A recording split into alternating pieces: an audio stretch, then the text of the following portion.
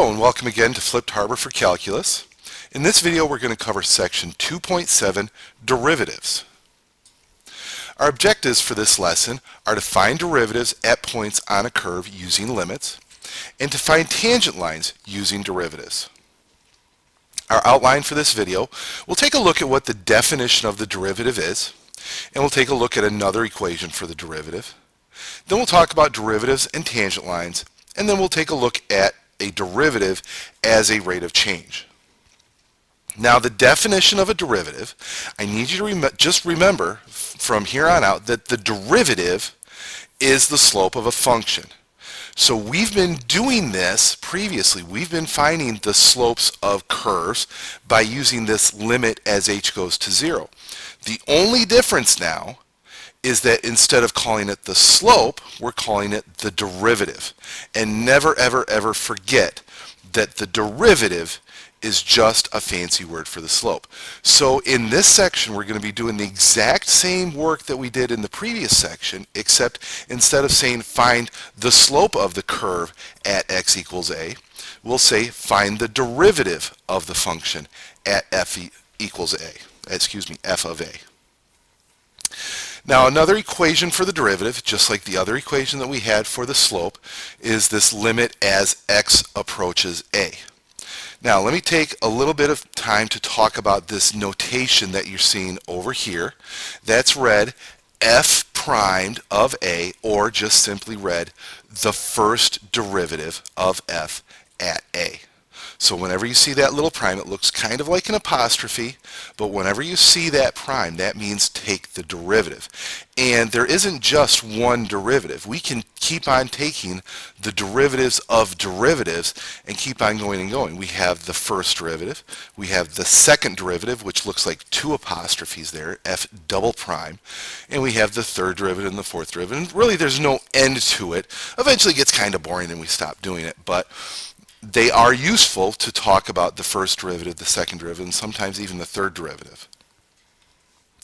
So let's go ahead and find the derivative of this function f of x equals x squared plus 3x minus 5 at x equals 2. So here our a value is 2. So I'm just going to plug everything in to this equation that we're very used to seeing, but instead of m equals, we have f primed, the derivative of f at 2.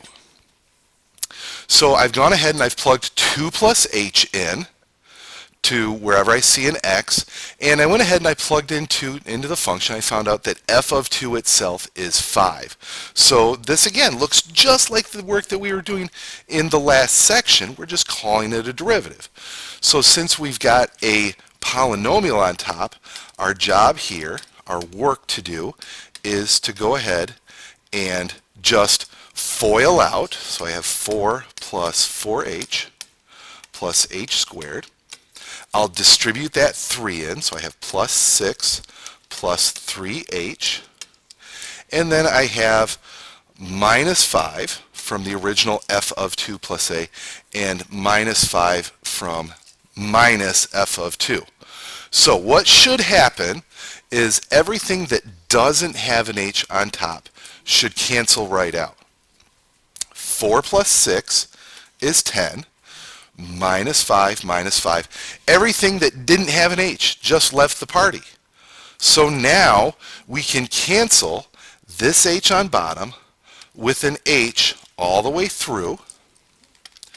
And once I've done that, once that h on the bottom is gone, which I have 4 plus h plus 3, now I can go ahead and just plug in 0 for h, and I get 7.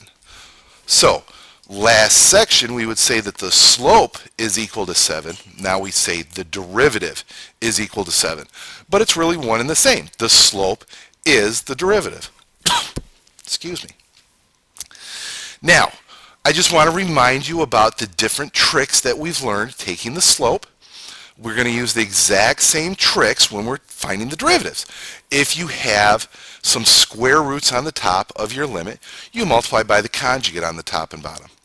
If you have fractions in the top of your limit as h goes to 0, you multiply by the common denominator, top and bottom. That work doesn't change.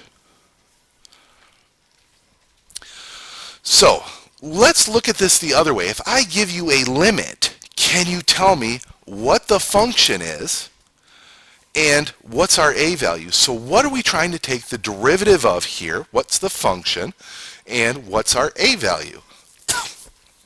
So I know that this is following the pattern of our first equation. This is the equation that I want you to kind of get used to using. So you'll see me use this form more than anything else.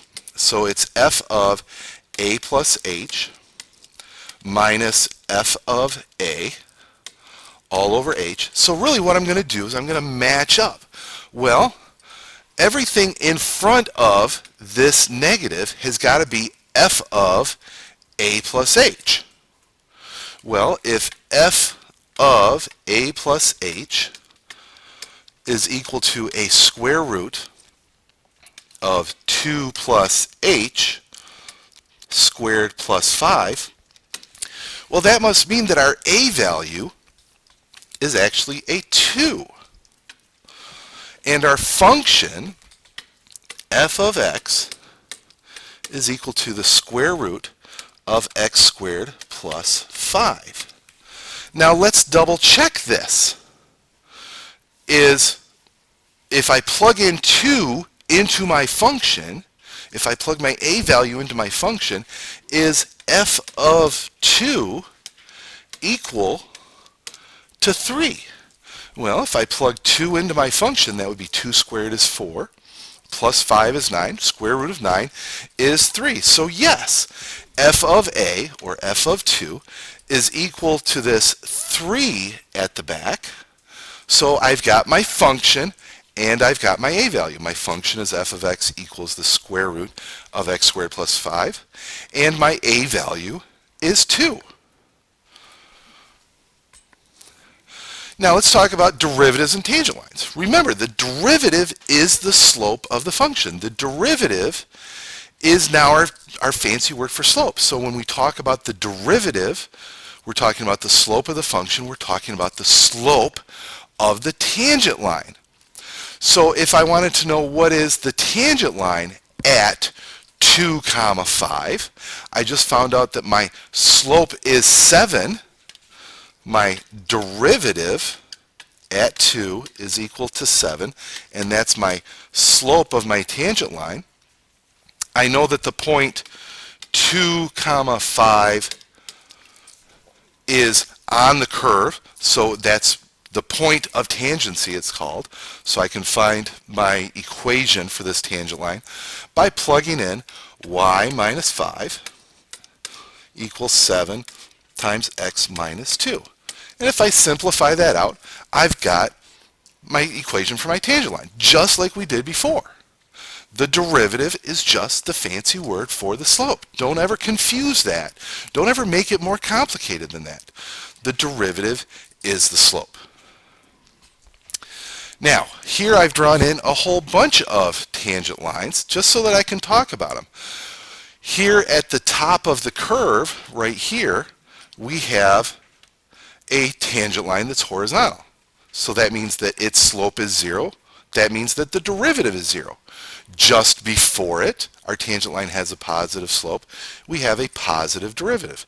If we go way over to the left, I have a very steep tangent line. I have a positive derivative. If I go to this bottom point again, I have a tangent line with a slope of 0. That means that my derivative is equal to 0. Just to the left of that, my tangent line has a negative slope, which means that I have a negative derivative. One of the things that you'll have to do is put some numbers in order. Just always remember, when you see f primed of some number, you need to think slope. It is no more complicated than that. Okay, let's talk about the derivative as a rate of change. Any instantaneous rate of change, and we've talked about velocity as a rate of change already, but any instantaneous rate of change can be expressed as a derivative. Now, they're going to ask you, what does a certain derivative mean? Remember, the derivative is a slope, so one of the best places to start, what does a derivative mean? Well, look at what a change in the y value means. What does a change in the x value mean? So let C equal f of x. So C is a function of x. Let it be the cost of producing X widgets. Now, a widget is just a generic imaginary product that we talk about in economics. So C is the cost of producing X widgets. So it's a function of how many we make, which makes sense because the more widgets we make, the more it should cost to produce them. Our question is, what does the derivative f prime of x represent? Well, remember that the derivative is a slope. So it's the change in the y value over the change in the x value. Well, if cost is our y value, then we have a change in cost on top of the fraction over a change in the number of widgets that we produce, a change in the number of products that we create in our factory. So how much is it going to increase our cost to increase our production? And since we're talking about an instantaneous rate of change, we're talking about what's it going to cost to make one more widget. So if I ask what is f primed of 600, means that if we are making 600 widgets, what's it going to cost to make one more? That's a really important question that business people ask themselves. What's it going to cost to make one more widget? What's it going to cost to make one more car? If it's cheap, you do it. If producing that one more widget, that one more car is expensive because you would have to hire somebody to do it, then you're probably not going to bother to make that 601st car every day. All right, looking ahead, what we're eventually going to move, we're going to move from finding f primed of a, which is the derivative, the slope, at a value, we're eventually going to be finding out what f primed of x is.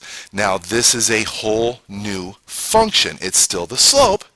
We've actually done this before when we've asked you what is f primed of a instead of asking what's f primed of 3. You've done this. We just used an a instead of an x. But we're going to move from finding the derivative at specific points to finding the derivative, the slope, as a whole new function. But that's for the future. Right now, you've got some work to do. I'll see you in class, and I'll see you online.